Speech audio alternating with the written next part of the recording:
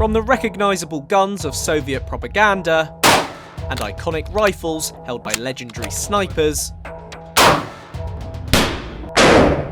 to the formidable and frightening submachine guns that tore through the streets of Stalingrad, and support weapons backing up overwhelming manpower.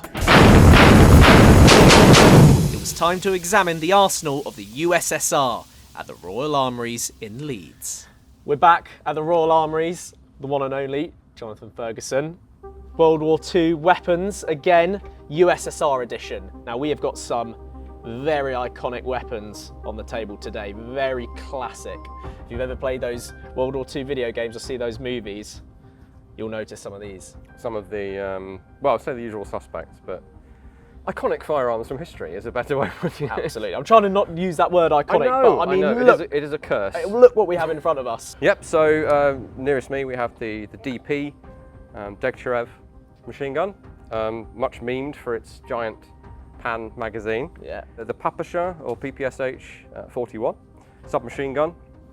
Rapid rate of fire. Super rapid, yeah, 900 to 1,000 rounds per minute, way faster than this thing.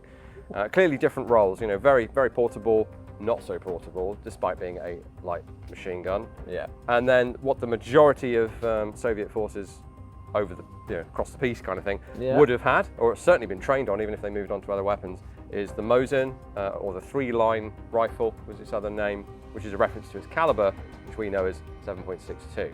Then we move on to Soviet sort of commissar weapon. I mean, anyone that didn't need a sort of combat weapon, really. Yeah. So those guys, for sure. Officers, vehicle drivers, if they didn't require a submachine gun. It's the sort of weapon you really don't want to have to rely on in a firefight. Not the Tokarev specifically, but any sidearm. They're inaccurate, they're short range, they're low power rounds, and you don't get the volume of fire of a submachine gun. Well, as always, let's take these weapons individually and talk a little bit more about them. A sidearm equipped by most soldiers of the Soviet Army during the Second World War, the TT-33, or Tokarev pistol, named after its designer Fedor Tokarev, was initially conceived as a modern replacement for the ageing Nagant M1895 revolver. The simplicity of its design, as well as an improvement in firepower, would result in the production of over 1 million of the pistols by the end of the conflict. First up, the TT Tokarev 33. The Soviets, they've moved on from the revolver already by the early 20th century. Effectively, yeah. Lucky, really, that they were able to get the thing into service and mass produced in time to largely replace the old Nagant revolver, which was not spectacular. I mean, it kind of hung on for a bit. There's a bit of sneaky beaky NKVD stuff with silencers that goes on, but the increasingly leading into the war, the standard service pistol is now a self-loading pistol. Yeah. What are they using during the First World War? It's that Nagant revolver, 1895 okay. So model. This starts the production. They actually start off with an earlier version. Yeah, so you've got a bonus here. So the TT-33 is what we're sort of focusing on. Almost imperceptible differences. We've got different serrations here, but there is an indicator of what they're going for here on the back. You see how that's a separate piece there, a cover? Oh yeah, yeah. It's a production change. Maybe more significant is the one you can't see inside the gun. The lugs that lock the barrel to the slide for firing, like a 1911, which this is somewhat similar to. Yeah. Instead of going to the trouble of machining them just on the bottom, they machine them in annular rings, and that saves time and effort, and that's hidden away inside. And you mentioned there the Colt M1911 looks pretty similar. How does it differ, if at all? So I think they were looking back to earlier John Browning designed pistols by Colt and by FN. The swinging link that's inside, again that we can't see, that connects the barrel to the frame, that's taken straight from the 1911. So they've taken that, and really it does look quite similar. Yeah. The ergonomics are, I mean, I don't think they're as good. Yeah, I mean, the grip angle, the thickness of it. the first thing I notice is just how slender, when you're looking from the top down, it looks. It's not too dissimilar from that famous Colt pistol. It really isn't. Smaller cartridge, of course. I'd say from here onwards, it's really very similar. Yeah. From here backwards, you have that distinctive curve, the bobbed hammer, not the sticky out spur, Yeah.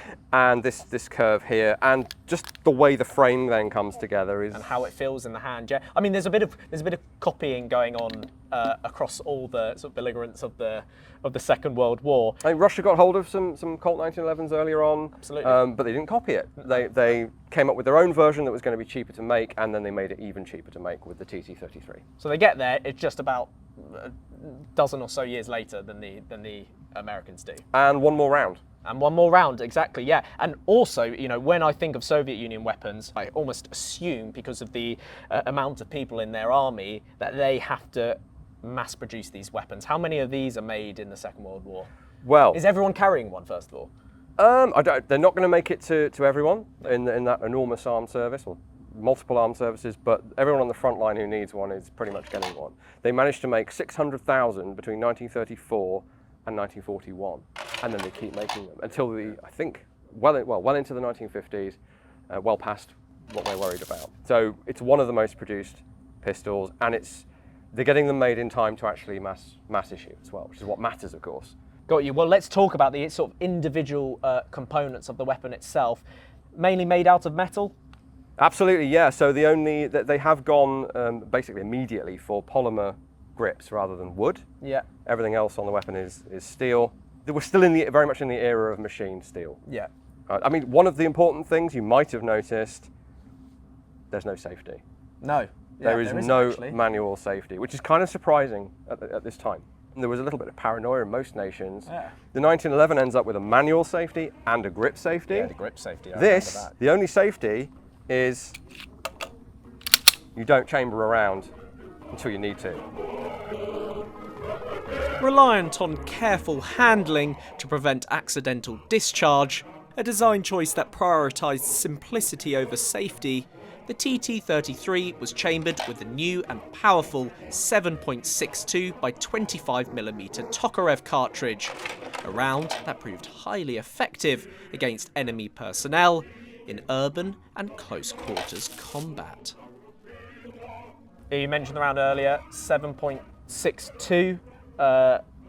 Different to, how does that compare to the calibers of ammunition that the other nations are using? So I suppose there are three big ones. 9x19, the German P08 Luger cartridge, so still used today in such a widespread fashion. Great compromise of sort of penetration and the size of the hole it puts through people, to put it bluntly. 45 ACP, the Americans love that perceived stopping power. I don't want any arguments in the comments. Yeah. I'm in the middle.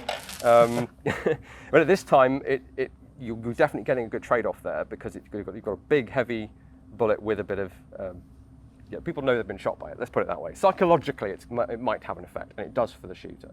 This thing is on the other end. This thing is all about penetration. So it's a derived version of the old C96 Mauser 7.63 by 25 cartridge. It's 7.62 by 25, and they have upped essentially the propellant, the pressure of the round. So for its time, 8 shots that will go through a person in a handgun. And we talked about that sort of extra round as well, what difference it really makes, but if you've got a choice, you're always going to take the extra round. I'd say at this time with a sidearm, every round counts, because you are not doing Call of Duty speed reloads. Yeah. You've got maybe one reload, and you're going to have to do that in a slower fashion. And this is actually fairly effective for a rapid reload for the time, again. But the way pistol combat happens, if it happens, you're probably not going to get to reload, and if you do, you've only got the one magazine. How long does it last in the Soviet army? So into the 1950s, it's being replaced by the Makarov PM, which is still in pretty widespread service in Russia and elsewhere, which is just a bit more compact. It's less powerful. Yeah. They've sort of done what the British did in the Second World War, or prior to the Second World War, and gone for something that's kind of good enough. But this hangs on for quite some time, because people like that stopping power, if I can put it that way. Yeah.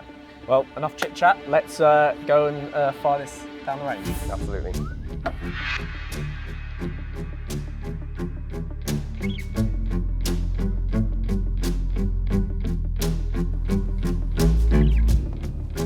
much easier than a revolver. Got our preloaded 8 rounds into the pistol grip. Sven, you can just see again from that, it's very slim.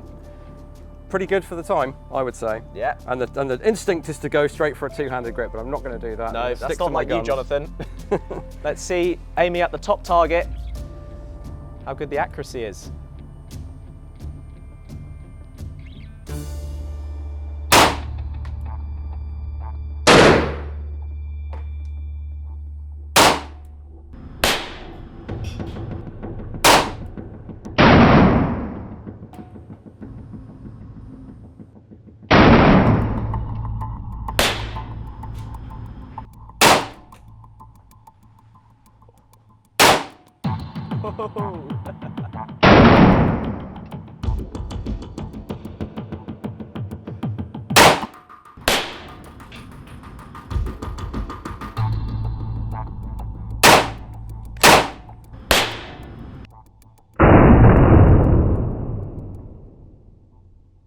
Can only apologise. No, those cartridges go absolutely flying. Mr. Tokarev does what he likes. Yeah.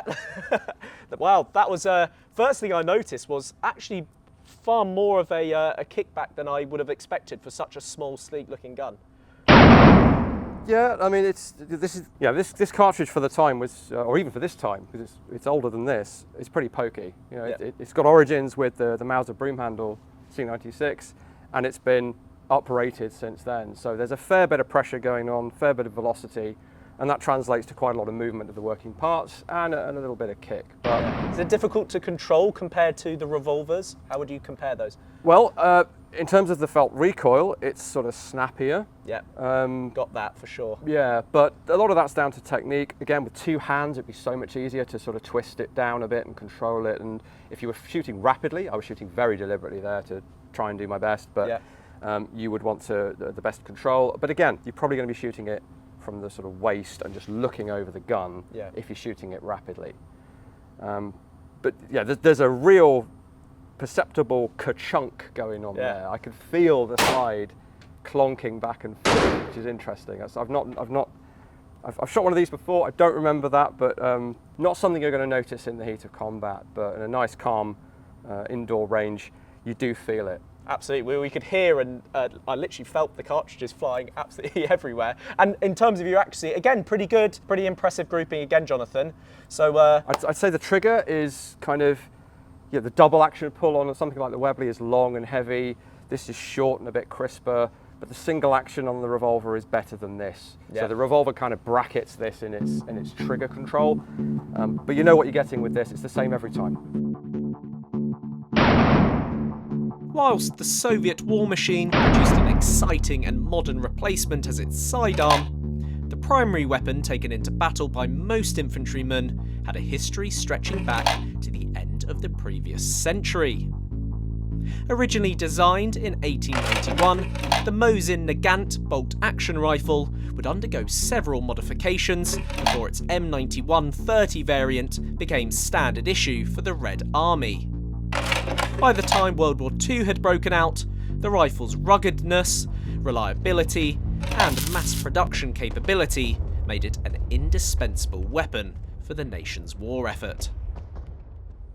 right, Jonathan, the Mosin-Nagant or not Nagant? In the That is the West, question. we tend to call it the Mosin-Nagant after the tradition of Lee Enfield, Martini Henry. Most Russian commentators, experts, I mean, they're quite right. It was never called that formally. There was a design competition, and the Nagant design was entered, but it was not selected. The Sergei Mosin design was selected. Let's just say elements from the Belgian Nagant rifle did find their way into this. But officially, it's the Mosin rifle, or it's the 3-line rifle, model 1891, which is a bit of a giveaway. As to when it comes into service. Right, I was going to say, when does it come into standard service? Because obviously first it'll be in the Imperial Russian Army during Absolutely. The First World War, and Yes. then obviously it carries on into the Soviet Army. Yep, so the original 1891 model, full length, a little bit longer than this, The Soviet Union, the relatively new Soviet Union, does what the British Empire did in 1902, which is to shorten their service rifle. So they do away with the carbines, or most of the carbines, the shorter versions for specialist troops, and they issue everyone a shorter rifle. It's in the same ballpark, same kind of barrel length, same kind of overall length, same kind of weight as a result, because you're making it lighter too. So then they've already jumped, as it were, on the technology of 1891, and they're kind of stuck with it, which means that it's one of the longest serving weapons around, given that it's still showing up, if not in frontline military service, then still in conflict zones, including Russia, Ukraine. Yeah, that's just fascinating in and of itself. Militia are using it. Of course, yeah.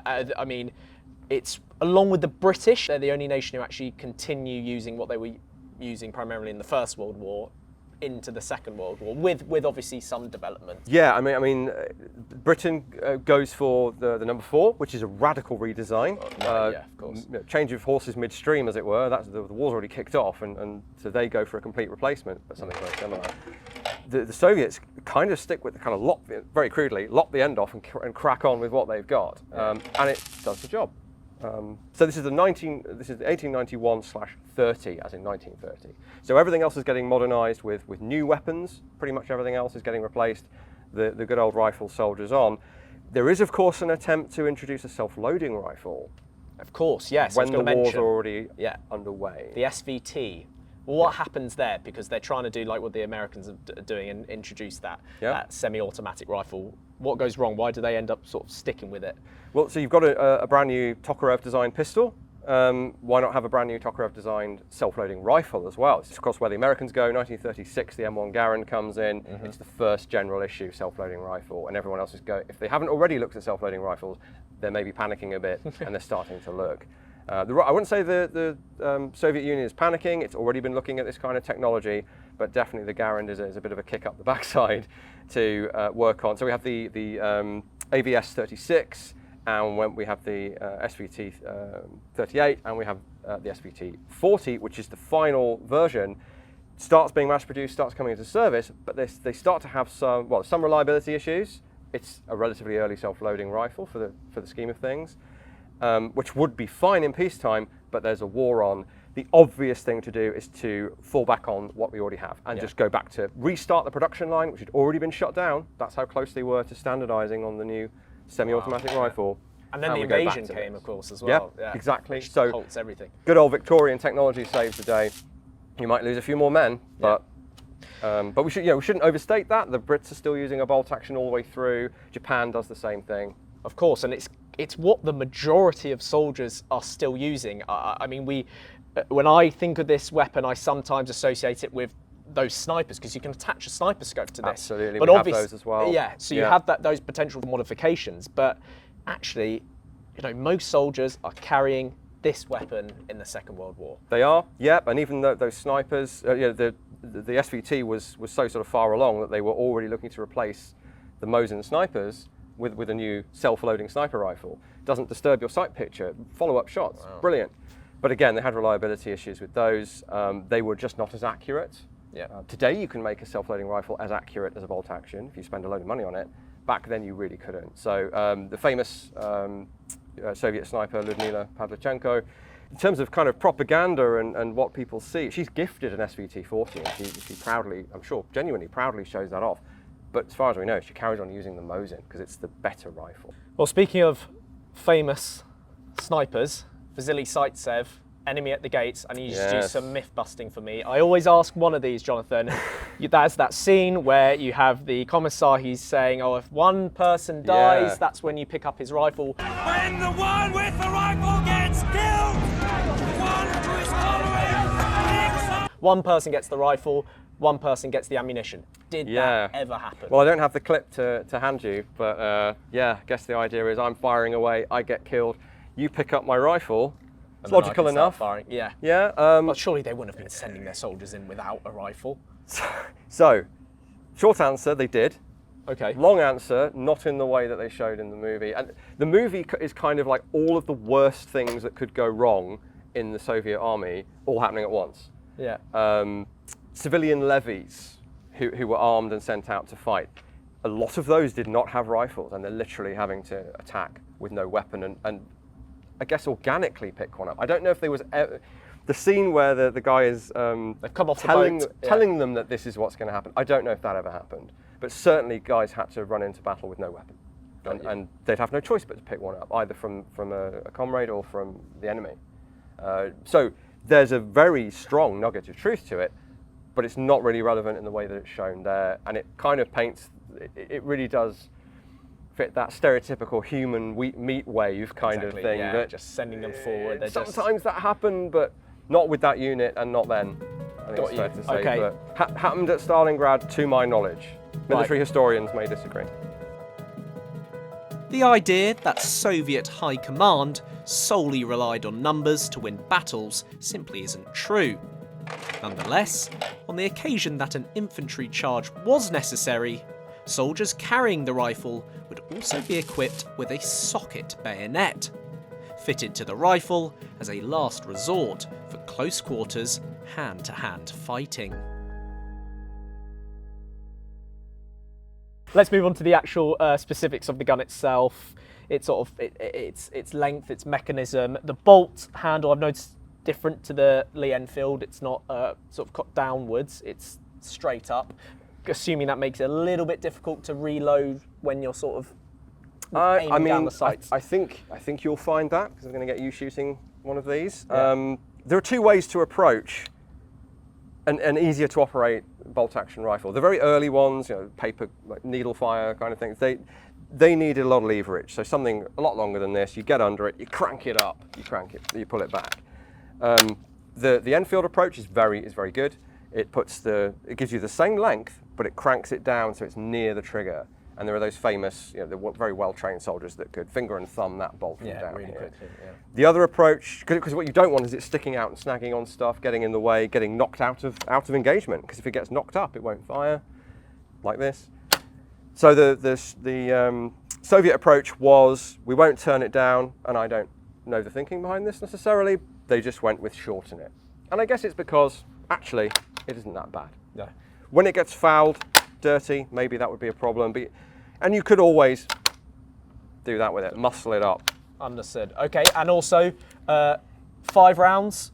Yep, 5-round 7.62, magazine. I'm guessing. Yep. Well, if this was long-lived, the round is even more long-lived. Yeah. Still in use today in the PKM, the SVD Dragunov. It's a Victorian rimmed rifle round introduced over 120 years ago. More than that, I can't add up. 1891. Wow. Absolutely, the longest-lived mainline, longest-lived rifle cartridge in military service. Wow, so it's got the longevity. Let's see how it performs in comparison with those other bolt actions. Let's take it to the range.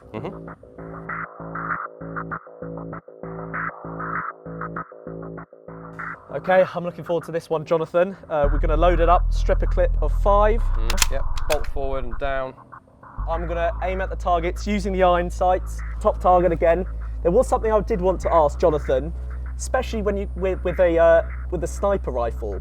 Is it true that it's best to breathe out and slowly squeeze the trigger? Is that the way to get as accurate shot as possible? In theory, yeah. I mean, you're standing, you're in the standing position. That's going to make a minimal difference in this position. But prone, yeah, you're going to want to breathe, oxygenate, and then the usual thing is you take a breath, you let part out so that you're not quaking. You're limiting your movement, and then you release the shot. It's more of a sniper thing, but if you're trying to make a good accurate shot as an infantryman, you might well do the same thing, if you know to do that. Maybe you're a hunter in your civilian life or something. Yes, of course, right. Okay, well, I'm going to give that a go. See how close I can get. Pulling it in nice and tight. Yeah. Might have a bit of Solid recoil.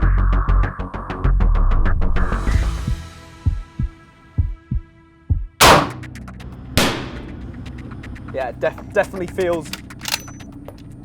And I notice you're bringing it down to cycle the action, which is essentially what you have to do. The Enfield and others, you can cycle in the shoulder, which means you don't disturb your sight picture so much. Yep, okay. More rapid follow-up shots with a bit of precision. And they get so quick at doing that, don't they? Yes, yeah, very hard to do with this, if we're comparing those two. Right, okay, I'll bear that in mind.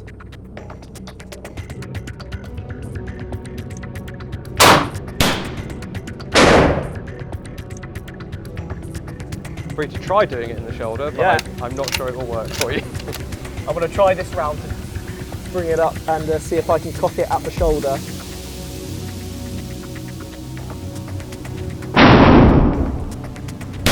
As well as being more awkward, you might find, you You can see it does come back though. It's a lot more awkward. I'm understating it slightly. Yeah. You can train around these issues. Absolutely. If, like you Sure. said, if the adrenaline's pumping, you'll find a way.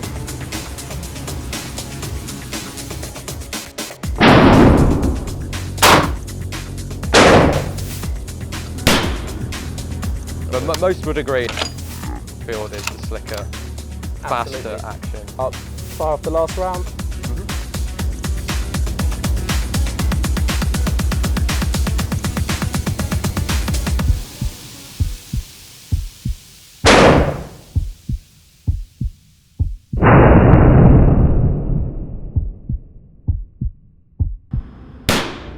Good. I mean, it down. despite my griping, you've done really well there. So, I'm happy with that.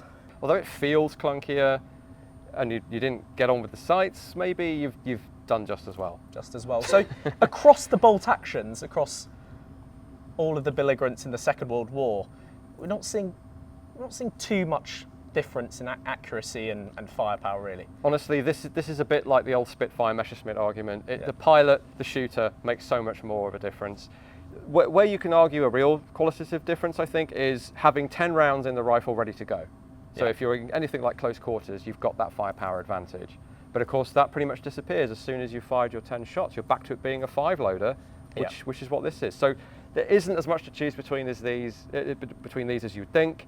The connoisseurs, the purists, they might lean toward the Enfield, but this is so iconic in its own right. I think we have to put them level on that, in terms of iconic status, at the very least. True. Well, speaking of iconic, we're about to move on to, I think, one of the coolest weapons of the Second World War. Sure. From the tried and tested primary rifle of the Soviet Army to a weapon enthusiasts might well describe as a sight for sore eyes, the PPSh-41, or Pistolet Pulemyot Shpagina, named after its designer Georgy Shpagin, was not simply a stunning submachine gun, but a stalwart of the Red Army in World War II. Adopted as a cost-effective alternative to the PPD-40, the PPSh-41 soon became a symbol of Soviet infantry firepower and played a critical role in the close-quarters fighting that has become synonymous with the sieges and battles of the Eastern Front. Well, that was fun, firing that Mosin, but this has to be, in my opinion, the coolest weapon of the Second World War, the coolest looking weapon of the Second World War. That's a bold claim. It's bold, but I'm sticking with it. What do you think makes it so iconic? Answers in the comments. Yeah. No, I at the moment I struggle to disagree with you. Just something about it. I think anything with a drum magazine just has purpose written all over it. Thompson, famously, and it's giving you a higher capacity. In this case, 71 rounds. 71 rounds of pistol ammunition. And it's the barrel as well. You just when you see that barrel, you just think this is gonna be fast. Yeah, I mean the old Sten, bit of a disappointing bit of pipe at the end of the day. This thing, obviously, it has a similar barrel inside, but the heat shield over the top there formed into this device here, which may come into play on the range. Putting some gas that way. Yeah, and the wood, I think it's still got the wood on there. The Sten got rid of it, so it's got a bit of class as well. A bit of class, exactly. When does this get adopted into the Soviet Army? Well, it's in the name, 1941. There's a flurry of submachine guns. This in itself is not even supplanted, just augmented by the PPS-43 in 1943, which is that attempt to make it even cheaper by getting rid of a bit of wood and just making production cheaper. It's just not as exciting. It eliminates the ability to fit the iconic drum magazine. Yeah. When I look at this gun, I just imagine it's going to be absolutely fantastic for close quarters combat. Close quarters combat, the Battle of Stalingrad. Yep. You're going to want one of these if you're going door to door. You are, or even at longer ranges. The Soviet Army equipped some units exclusively with submachine guns. I've shot these out to 200 meters, and it's sounds extreme. You know, typically people will say 100 meters, 100 yards for effective fire from a submachine gun, but you can see the bullets strike, so you can adjust. You know, you fire, you see where they strike, and you adjust from there. So you fire short bursts, and this thing's volume of fire helps with that as well. I mean, it obviously isn't a replacement for what the Mosin rifle does, or the SVT even more so, but you know, as long as you're not too concerned about incoming fire from outside 200 meters, and if you're marching forward with your mates, with your comrades, firing en masse, the volume of, they're only pistol bullets, but the sheer volume of them, you don't want one of those hitting you at any 100 meters, least of all at 200 meters where they are still somewhat effective. Well, you mentioned earlier it's got the metal, but it's also got the wood as well. Now, when you think of things like the Thompson, they actually replace those because they can make more grease guns when it's purely metal. But this, correct me if I'm wrong, is one of the most mass-produced submachine guns of the Second World War. It definitely is, and they kind of went. What's their secret? So the Americans were locked in to the Thompson gun initially and had to go for something cheaper, and so they pivoted from beautiful, well, increasingly less beautiful, but solid machine steel as the main component, with a wooden buttstock and a pistol grip and a handguard. All of that's very expensive. They went way over the other end of the spectrum to something made out of sheet metal and tubes, and very Sten-like actually. Yeah, it doesn't get the stick that the Sten gun gets, but it's quite similar in that respect. And the Brits, of course, they did the same thing in microcosm by adopting the American Thompson gun as a stopgap and then pivoting to an increasingly plumber-orientated weapon. The Soviet Army, they kind of, for my money, got the perfect compromise. It's cheap enough to make an absolute ton of them at a lower cost. They're using the sheet metal, bent sheet metal, to form the receiver and well, the substantial receiver of the weapon. And it's wood, but it's relatively cheap, quick to make wood. So I think they pitched it just right. Even they thought they needed to go cheaper, hence the PPS-43. An astonishing 6 million of the submachine guns were produced by the end of the war. But it was not the sheer quantity of the weapons produced that makes the PPSh stand out. Capable of firing over 1,000 rounds a minute, faster than any other submachine gun at the time, many Soviet soldiers were carrying a truly frightening firearm. You know, first thing you think of, we've mentioned it already, is just how fast it can fire. You need 71 rounds. Obviously, it does also take a stick magazine, as we'll see later on. Yep. But you kind of want the 71 rounds at the rate of fire that it produces. Ideally. Now, drums are heavy. I mean, even empty, this thing is hefty. With that on there, heftier than it would be otherwise. They're awkward. I mean, often you'll see cupping the magazine to hold it. And they rattle. So if you're trying to sneak up to eliminate sentries at night or something, bit of a niche case, but you know, rounds in there, as you'll see, it does rattle, and they're not incredibly reliable. Box magazines, especially with a dual column, dual feed setup, are always going to be more reliable than this, and that's why drums pretty much fall away. But for a brief period of time, in one of the most important conflicts in human history, this thing's working pretty well, and it's delivering a huge, high rate of fire and a huge volume of fire. And it's delivering 7.62? 7.62, it's the Tokarev cartridge. So in theory at least, although you might get different loads for submachine guns, causes problems for the Brits, they are interchangeable, so you can load your pistols with the same ammo as your submachine guns. Well, I don't think I can wait any longer. Let's get this to the range. Jonathan, I've been waiting for this for longer than I care to admit, ever since I was a teenager. But we've got the PPSh in front of us. We're going to start off with a stick magazine, and then we'll move on later to the round drum. So you're going to demonstrate that it can do single shots, semi-automatic, and then we can do a few bursts on that top target. So just make sure there are selectors in the rear position there. That's semi-automatic. We do have a safety feature on here.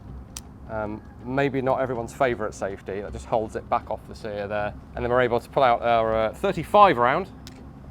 Okay. Less interesting magazine, perhaps, depending on your point of view. Still but a looks bit just more as practical. Cool. Yeah, okay. Yeah, it still does the job, but obviously the rate of fire on this thing, as you're about to see, is quite significant. And where are you holding it? So, really, the only place to hold it is here. That's not too much room, is there? Yeah, I mean, you certainly don't want to be grabbing hold of the magazine. It's going to get very hot up here, so you've got to hold it here.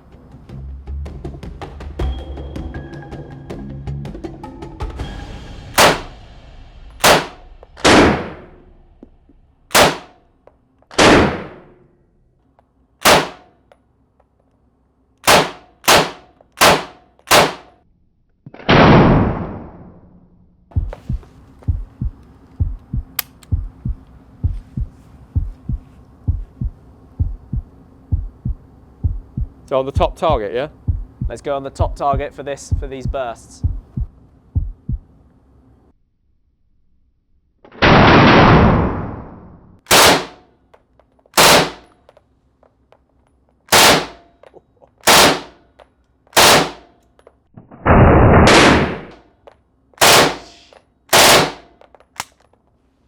Holy moly! There we go. That was far quicker than I even imagined.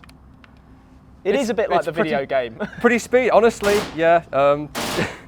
Because it's so controllable, we have this built-in muzzle, well, compensator built into the cooling jacket. We get a load of gases diverted upwards, which pushes the muzzle down. So it's the most video gamey real gun. Yeah. You're likely to get. You've got 1,000 rounds per minute, 900,000 rounds per minute. Very controllable. It's still quite hefty, which helps. It's just, despite the lack of very ergonomic handhold at the front there, it just works really well. That is rapid fire. I can see why, if you want to fire this as quickly as possible, you're going to want a bigger magazine, because you're going to get through those rounds so quickly. You are. Having seen the PPSh in action, loaded with a stick magazine, I was ever more intrigued to see what Jonathan could do to our target with a full round drum. Now, was that one of the biggest magazines for a submachine gun? 71 rounds? Off the top of my head, it's the biggest. I'm Yeah. sure someone will pop up in the comments and say otherwise, but... Okay. Well, either way, here you go.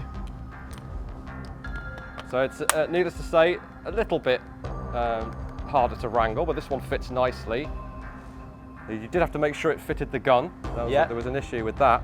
And do you think it's going to affect your aim at all to have a heavier magazine on top? Do you have to adjust anything? In theory, it will make it even more controllable, but it means you kind of have to grasp the magazine. Yeah.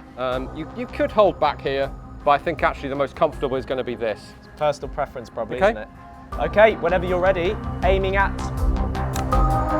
the bottom target this time.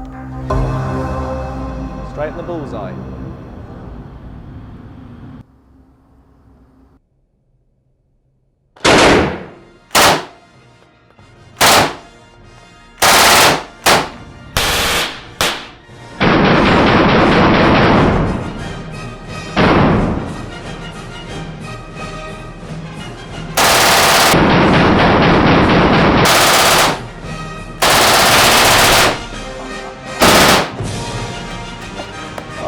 Goodness me, you really went for it there.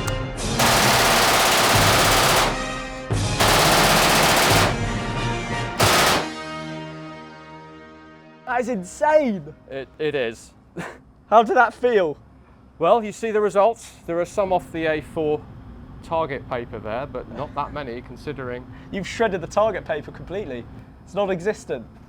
I mean, if you want volume of controllable fire with that capacity, or anything like that capacity, it's almost the only game in town. Absolutely, I've never seen something like that before. You know, in context, you can imagine coming up against this, whether you've got a Sten or a rifle or something else. I mean, people talk about the MG42, but at least they're probably a distance away. Yeah. Someone comes at you with this. Well, I can see why in the sort of tight-knit quarters of the Stalingrad battlefield, I mean, you'd feel pretty good with one of these. I'd say near invincible until the ammunition runs out. Very true, very true. Well, what an experience. That is unbelievable. I have no more words to say. A less common, though far from rare sight within the Soviet Army was the DP, otherwise known as the Degtyaryov Machine Gun. Designed for the Soviet Red Army in the 1920s under the leadership of Vasily Degtyaryov and trialled shortly before the Second World War broke out, the gas-operated DP would prove to be a much relied upon support weapon of the Red Army. Right, Jonathan, a slightly lesser known weapon of the Second World War, is it fair to say? But God, what a beast. I think if you're a gamer, if you're a video gamer, it's probably not lesser known. Okay. I would say. It's in Fortnite, for goodness sake. Oh, right, okay, well, I don't play Fortnite. But the non-gaming audience, it's probably not up there with things like the MG42, I think it's safe to say. But it is important, and it is capable. And so this is the Soviets' LMG of the Second World War. Yeah, the DP, the Degtyaryov Pistol, forgive my pronunciation. No, that's good. Meaning infantry Degtyaryov, and the word machine gun needs to go in there. But yeah, so DP machine gun in English, not DP27 or DP28. The manuals clearly state DP. So the Russians and the Soviets come in and out of favour with giving things numbers, basically. Yeah. And so this one technically doesn't have one. People will call it both. DP lends itself to the dinner plate 28. Yeah, I was going to say, there's a massive elephant in the room, and that is this big old pan magazine. Yep. Holding, noticing a theme here, 7.62? 7.62 again, right. Yep. How many in this pan? So this is 47, although we have found early examples that are 49 rounds. But yeah, most of them 47. I think of it as more of a record player. I think the Finnish army referred to it as a record player. It looks a bit like They of course captured stuff from the Soviets and used it. It's an absolute pain to load. I think I'm going to get them preloaded for this. Right. This little nubbin here is all you have to crank this thing around. I mean, it spins as it fires, similar to the Lewis gun, because those are the two weapons that I noticed. What is the reasoning behind putting a pan having a pan as your main ammunition source? Really, we're still trying to work out how best to feed a machine gun at this time, a portable machine gun. So the Lewis 1912, it's an early design, so it makes sense to experiment, and they stack the rounds in a sort of squatter, taller mag. Although you will see a variant of these for aircraft use with a similar looking magazine. The infantry gun goes for very flat, which kind of makes sense. You know, you go for flat and wide, but it makes it very distinctive. It makes the magazines quite difficult to deal with. We do see these carriers with them stacked, and it makes it even more like a record player because it looks like a record box. Yeah, how are they carrying those? In those cases, 3 mags in a case with a lid and a strap for carrying it. So someone's got the job of just carrying these. Yeah, well, you're not putting these on a chest rig. Nope. Or anywhere else for that matter. Unless they work as body armour, I don't know. Well, they would, to an extent. Don't try that at home, for goodness sake. Yeah, pretty, I can imagine, with 47 rounds, it's going to be pretty weighty as well. But it's that compromise of, do you go belt-fed, like the MG42, the MG34, where you have almost unlimited capacity, but a great big dangly belt to deal with? Yeah. Or do you go for something more convenient for carriage and running forward and getting down in the prone, more like a Bren or like this, but you reduce your capacity? But this is the compromise in the middle where you get 47 rounds, not 30, but not 150 or whatever it is you want in your belt. Produced 800,000 times across 4 decades, and with a service history that extends to the modern day, the DP proved to be an extremely trustworthy and versatile firearm, with many variations developed for multi-purpose use. You mentioned earlier about aircraft, they're putting them on top of tanks as well. Yeah, so the DP is by definition the infantry gun. In this configuration. The DT is the tank version, and that's in both flexible, kind of turret-mounted version, and in fixed coaxial machine gun version. They're used in certainly the earlier Russian tanks in that role. And the DA, which is the aircraft version, with that tall magazine, different buttstock setup, and you're behind it, and it's a flexible gun. There may even be some fixed mounts on those as well, something I'd like to look into. We do have those as well, but the star of the show is the infantry gun for me. And it's usually fired prone, but I'm guessing if you have to, you might have to pick it up and fire by the hip.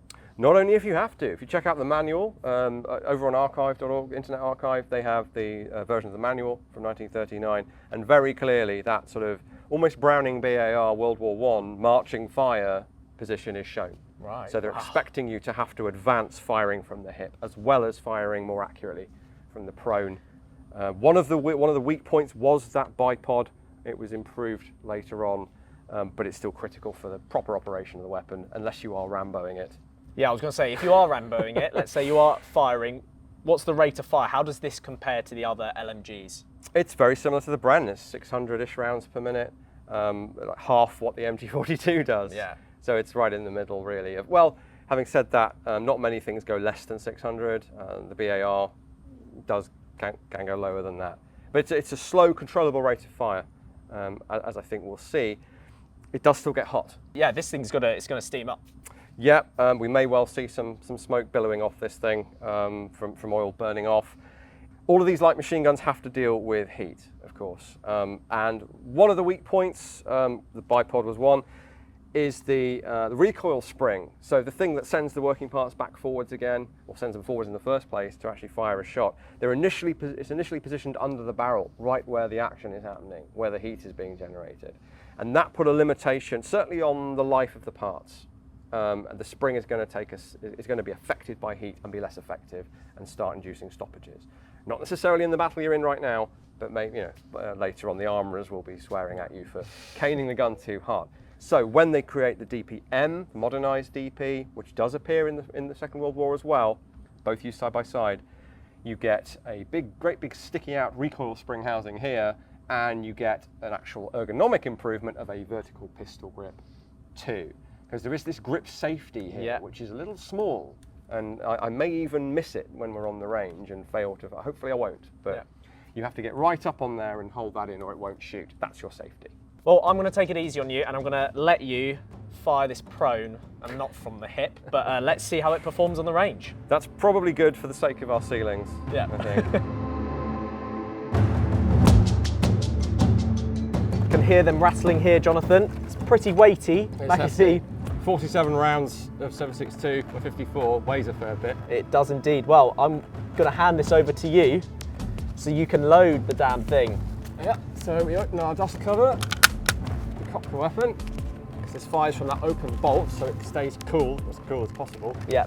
Then we fit the forbidden frisbee, as I like to think of it. I can imagine it's very fitting. There you go. Yeah, okay. And it's still rattling and it's still heavy, but let's see what we can do with it. Yeah. So let's give it short burst fire, yeah.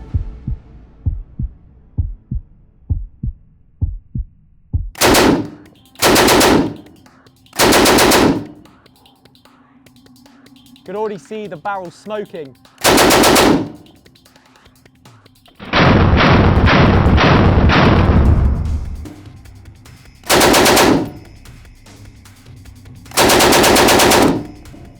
Okay. Wow, yes. Look at that thing. That's incredible. Whew. It's steaming. It's smoking. It's literally smoking. So we clean off as much oil as we can, but what's left on there is going to burn off under the heat. And how did that feel?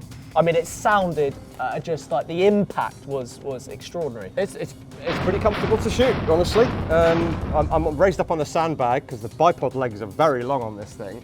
So I have to try and get up behind it. If you look at the manual, you'll see the guy is kind of almost comically up like this. Yeah. But otherwise, pretty comfortable. It's a bit weird with the old spinning dinner plate on top, but... Yeah, that'll be interesting to see how it rotates whilst you're firing it. It does kind of function. You see me popping up and down there. You wouldn't normally do that. I'm just using it as a bit of a round counter. Yeah, I was so focused on the gun itself that I hadn't even bothered to actually look at the target, and you've done exceptionally well there. It's nicely accurate, I think. Yeah, and even better is you've got another one of these to go. We have, that's true.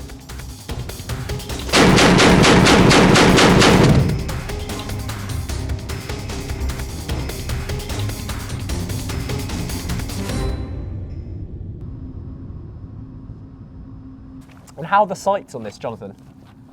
So they're pretty good. They're very similar, funnily enough, to the Mosin sights, and again the later AK sights, not that dissimilar. So you've got this ladder. The only difference is you've got these protectors, which is also your magazine catch. But I find that's quite good because you've got the U-shaped sight protector at the front and a U-shaped rear protector, and it feels like you drop in quite nicely if you had to get behind it and shoot in a hurry. Yeah. Well, if just you're my on a moving impression. tank. Ah, yeah. Okay, whenever you're ready, Jonathan.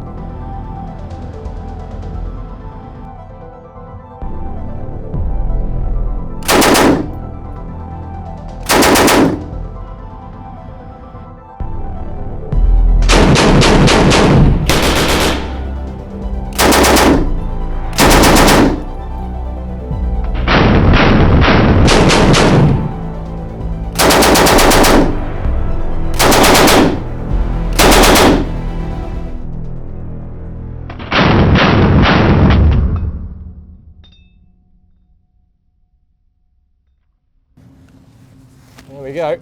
Boy, oh boy, there goes the smoke. It's going to happen. And again, I could even see the flash this time. The smoke was covering my eyes. Does the smoke actually affect your ability to aim at all? Or is it one of those you're just aiming in a certain area rather than... Honestly, I didn't notice it, and we're indoors, outside with any kind of breeze, that's going to dissipate Very true. pretty quickly. Yeah, I think the first thing you'd know of a problem is if the gun stops working. Well, and I've seen on the target, you're bang on the money. I'd say even better than the first round. Yeah, I mean, it's going to move around in the shoulder, of course, automatic fire. But the other thing is, with that low-ish rate of fire, and it's true of the Bren as well, which is even better actually. Maybe I'm biased. What enables you? The gun is obviously mechanically very accurate. You're on a bipod, you're on the floor, but also your sight picture isn't too badly messed up by everything moving around. It's slow enough and springy enough and stable enough that you can still see what you're shooting at. Yeah, well, we'll have to give this another couple of hours before you can shoot it again. I hope you enjoyed this episode of Weapons of World War II. Please do check out my other videos at the Armouries with Jonathan on the screen now, and get your cups of tea brewing for an upcoming firearms extravaganza a little bit closer to home.